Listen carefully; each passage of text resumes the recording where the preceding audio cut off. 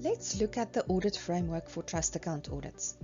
Auditors are required to express a reasonable assurance conclusion on compliance with certain sections of the Property Practitioners Act relating to trust accounts.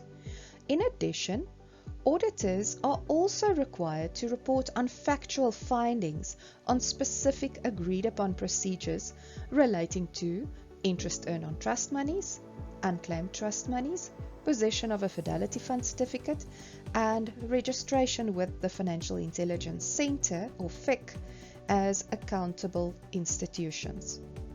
Following the coming into effect of the Property Practitioners Act in February 2022, IRBA embarked on a project to develop new illustrative reports applicable to audits of property practitioners' trust accounts. This culminated in 3 sets of illustrative reports being published by IRBA in March 2023. The 3 illustrative reports are based on ISAE 3000 revised and ISRS 44000 revised. So the 3 reports are, firstly, the reasonable assurance and agreed upon procedures reports on information extracted from the accounting records, illustrative regulatory reports on the property practitioners trust accounts, parts A and B. So this is the main report, and that's why it's also highlighted in bold, or the main reports. Then they did actually also include the following illustrative reports. Limited assurance on illustrated, it is called the Illustrative Limited Assurance Report on the Payment Processing Agent's Trust Accounting Environment. And there's also a Factual Findings report, which is called Illustrative Regulatory Reports on the Agreed Upon Procedures Engagement in respect of the Payment Processing Agent's list of mandating client business property practitioners. Alright, so you can see there are 2 illustrative reports linked to payment processing agents, but then also the main report, the reasonable assurance report and agreed upon procedures report, applicable to all property practitioners.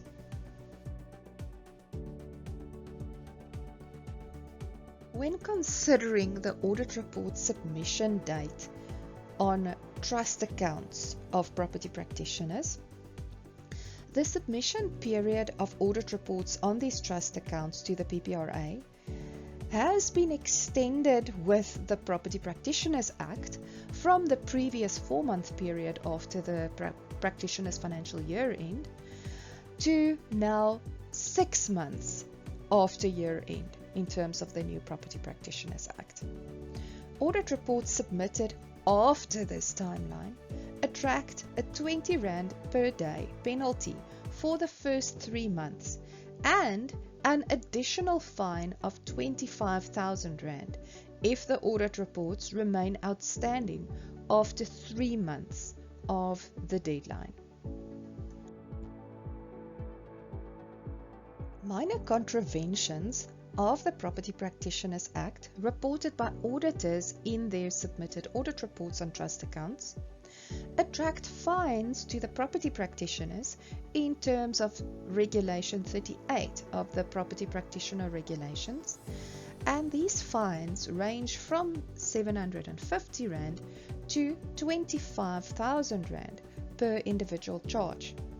The contraventions range from having trust accounts not properly referenced, as required by the Property Practitioners Act, to administering the trust accounts without complying with the provisions of the Property Practitioners Act.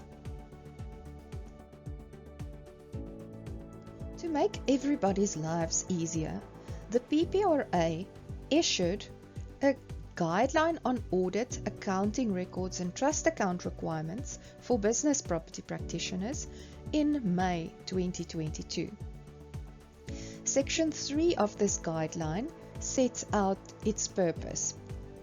Firstly, the purpose of the guideline is to assist all stakeholders in understanding the requirements to be complied with by all business property practitioners with regards to audit, accounting records and trust accounts. Secondly, the guide is also a reference point for auditors, independent reviewers, banks and accountants of business property practitioners. Thirdly, the guide is also intended to provide information and guidance on the criteria and procedures applied by the PPRA when enforcing compliance with the legislated audit, accounting records and trust account requirements. And it also says that the guideline is not exhaustive of all the audit, accounting records and trust account provisions in the Property Practitioners Act, and therefore should be read in conjunction with the Act and regulations.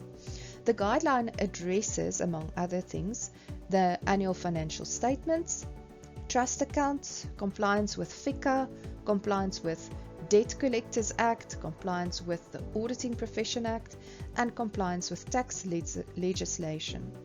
The annexures to the guideline include various forms and templates and also frequently asked questions.